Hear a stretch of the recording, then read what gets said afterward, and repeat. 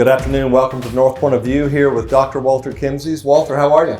I'm doing great. How are you? Good. Good to be back. Great. By the way, I was going to ask you, where'd you get that shirt? I really like that Pretty one. close, isn't it? Yeah, it is. Got the memo. Exactly. Hange sent the memo. It's a recurring theme, but again, this morning in the journal, the threat or the worry over recession has been the theme or sub-theme for the last year. Mm-hmm. And at the same time, the stock market has been on a run right for the past year. And so, I don't know, just looking at it just very sort of plainly, if we're so worried about a recession, why does the stock market continue to climb? All right, so let's separate why you would worry about a recession into two boxes. Okay. This is the baloney stuff. And the other box has got legitimate things to worry about. And legitimate to worry about, but not to commit suicide over, right? There's, as you always point out, if there's some bad news or something bad that can happen, what can you do about it now so that it doesn't happen? Right. So let's go to the baloney box. Consumer spending is 70% of our GDP. The retailers during COVID had a lot of fun. People stayed home and they bought stuff they wanted, stuff they needed, stuff they got bored and bought anyways. Right? Yeah, some of that. It's ridiculous. And so as those retailer sales shot up 20% over an 18-month period, normally you get about a 2% growth on average year on year. Right. So that big jump and all the boats got stuck trying to bring the things in. The retailer sales did not come back down. They've kind of stayed up there. Yeah. And when you look at consumer spending habits, as soon as we had enough people survive COVID and get vaccines for COVID, that would be roughly the third quarter of 2021, they started traveling and going out with vengeance. I mean, this year, I can't tell you how many friends have already had 5 vacations this year. Sure. They went on a cruise, they went to Europe, at Disney World. Make up for lost time. Exactly. Anything but from home. So I thought, okay, this is it. And I'm sure the CEOs of the big retailers also thought, oh, crud. But the sales stayed up there. Yeah. But there is no reason for sales to grow very quickly or even very slowly from where they are because, face it, people got too much stuff. If anything, I'm going to buy shares in eBay because we know where this stuff is going to go. Yeah. Or Goodwill. Yeah. Yeah, their warehouses are pretty empty. They've got plenty of room to hold this stuff.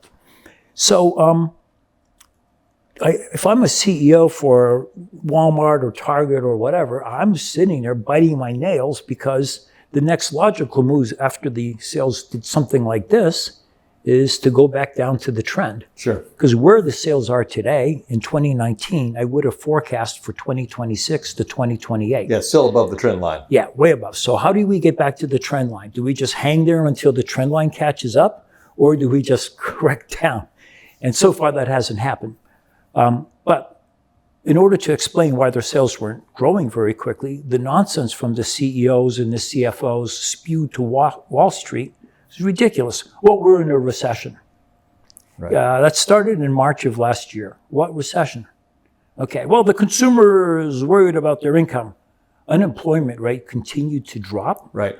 And by October of 2022, we were above where we had employed people before COVID. Right. And we keep adding jobs and jobs and jobs. Yep. And the unemployment rate is the lowest it's been in 58 years. Right.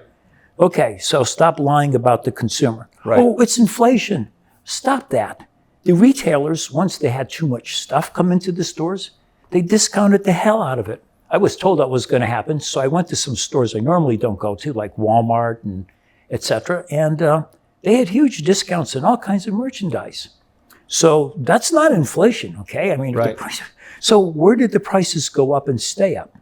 And it wasn't food. And you would expect that because there are not that many producers of food, there are not that many supermarkets, and so they all learned to take a steak. I used to be able to buy a couple of ribeyes, bone-in ribeyes for about 10, 12 bucks. And I went to my favorite supermarket the other day and it was 28 bucks. Yeah. And it's like, no, this is not right. So I bought myself some pork, which also was overpriced, but not as bad as the ribeyes. So we're at chicken wings at my house. Oh, yeah. Same thing though, right? So those prices went up and they stayed up. Okay, that sticky inflation is there. Right. Yeah. But you know what? So what that means is consumers can't buy as much other stuff. What are you talking about? Retailer sales shot up and they stayed up. Yeah. So no, that's not true. All of the stuff you're saying is not true. Be honest. You're worried that we're going to have to hope that the trend catches up with us faster than we see a downward correction. Yeah, I mean the price of oil is really the driver right now, right? I mean, if you take that out, right, it's sort of flat. It is flat. Yeah. Yeah. But you bring up the price of oil, that is a legitimate. So that goes into the box of legitimate things. Right. And in the legitimate things, whenever we have oil prices shoot up a lot and stay up for a certain amount of time, it varies by business cycle, we inevitably go into a recession. Consumers just can't keep running up their credit card bills to fill their car so they can go to work. That doesn't work. So I am watching that very carefully. Yeah, $91, I think, you know, today. And so, and with the situation in Russia, you know, there is a storyline that says that, you know, oil could stay up for a while, right? Yeah. So, but the U.S. has been kind of messing around with the OPEC guys. We have a very large strategic petroleum reserve. So we keep releasing a little bit here, a little bit there. So I think the oil price will stay higher because that's what the Middle East guys want. Yep. And but they also know, you know, we don't want to anger them too much because they're getting cozier and cozier with China. And but China would like low oil prices, and so they kind of buy more from Russia on a discount than they do from the Middle East. Right. But the bottom line is somehow the oil prices worked its way back up from the 60s into the 90s. If it keeps going, then we start getting worried. But again, it's how long do oil prices go too high for us to afford them? Because if it's just for a couple of days, no big deal.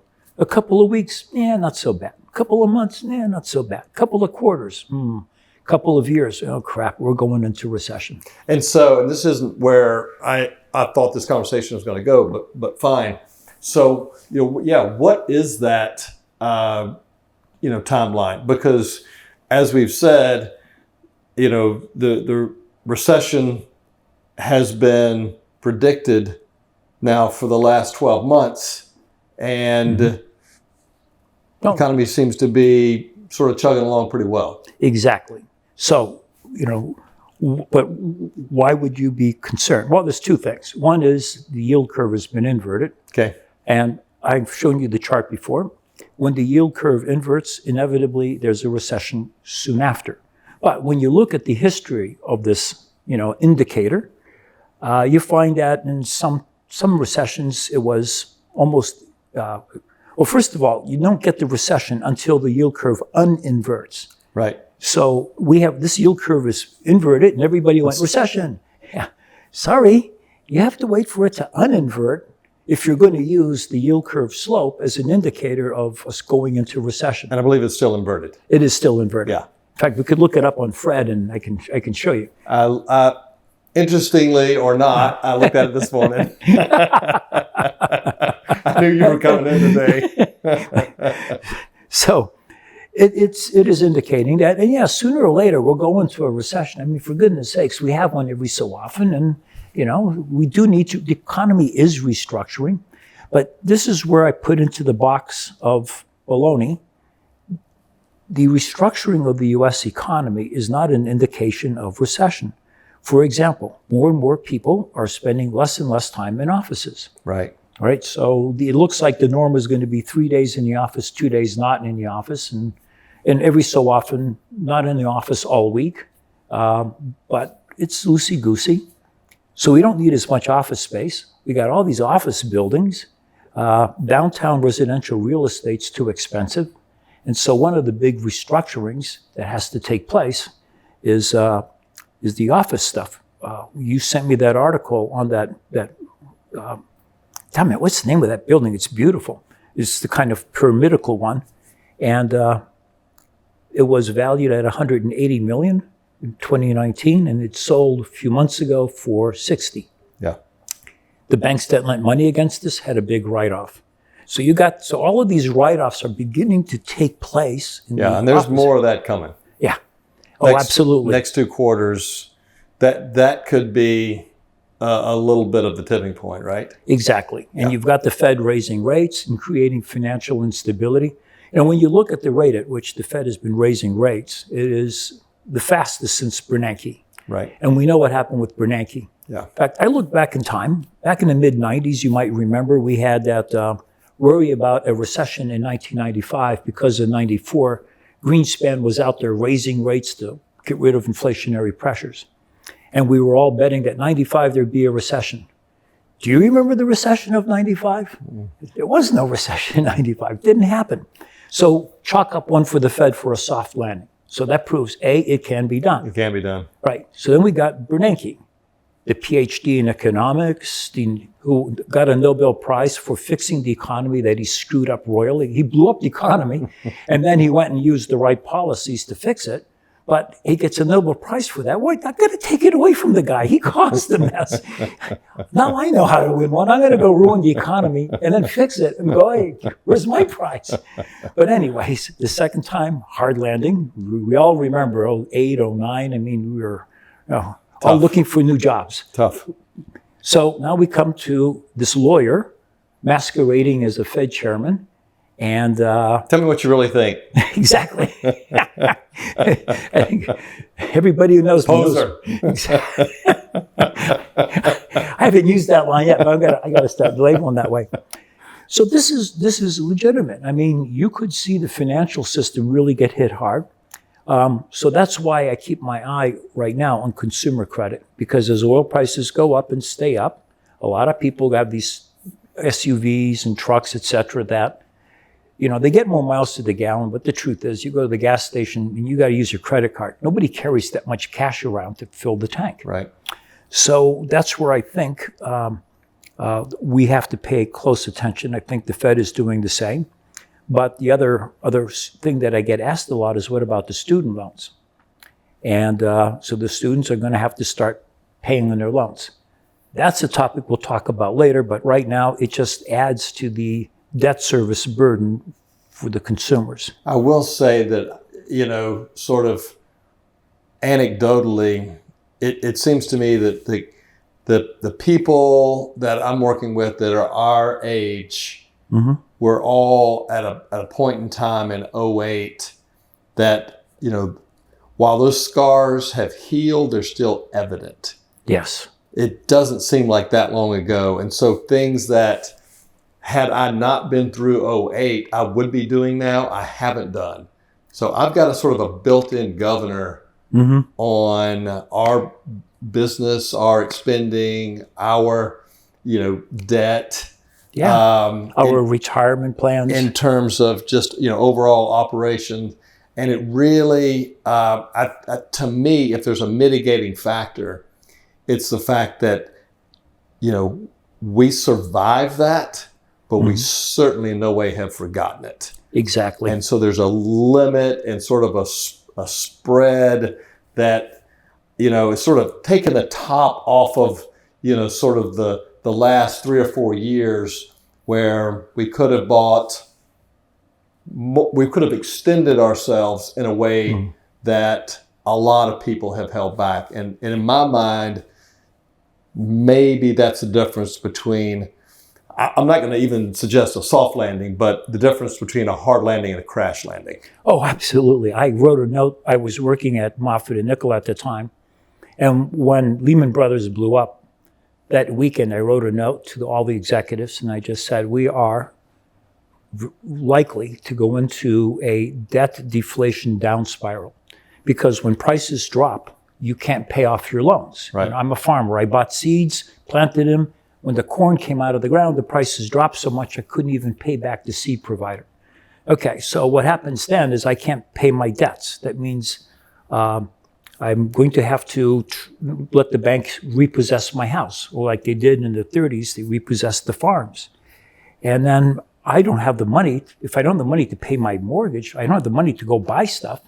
And if I'm not buying stuff, then the other companies have to fire staff because their profits are dropping. And they are now no longer able to pay their debts, and you get this wicked down spiral. That's the death spiral. Exactly. And that's what we were going into. And that's when Bernanke hit the panic button and worked his ass off to pardon the language, but, to try to fix things. But remember, it wasn't not until 2016 till we returned to a normal feeling economy where a lot of folks could say, you want me to do something, here's my cost, and here's the margin you have to pay me over it. Up until then, for all those 7 years, somebody'd say, I want you to do this, here's the price. Then I go to my greedy capital providers, and I'd say, how much do you need out of this? And they'd take this chunk out, and then whatever was left, I had to figure out if I could do the project. Yeah. And that's price minus return. Those are the two states of the economy in my mind.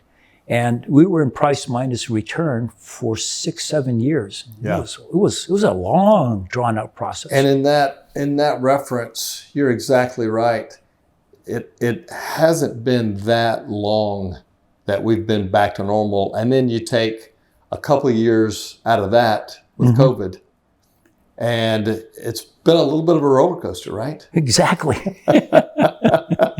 Maybe we get off and get on the merry-go-round a little bit. Well, and Powell wants us to go back to the good old days of barely 2% wage increases and unemployment rate of over 5%. No, thank you, dude. Please retire. Go away. Well, I got a question for you on the next segment. Okay. Good being with you guys. All right. See y'all. Thanks, Walter.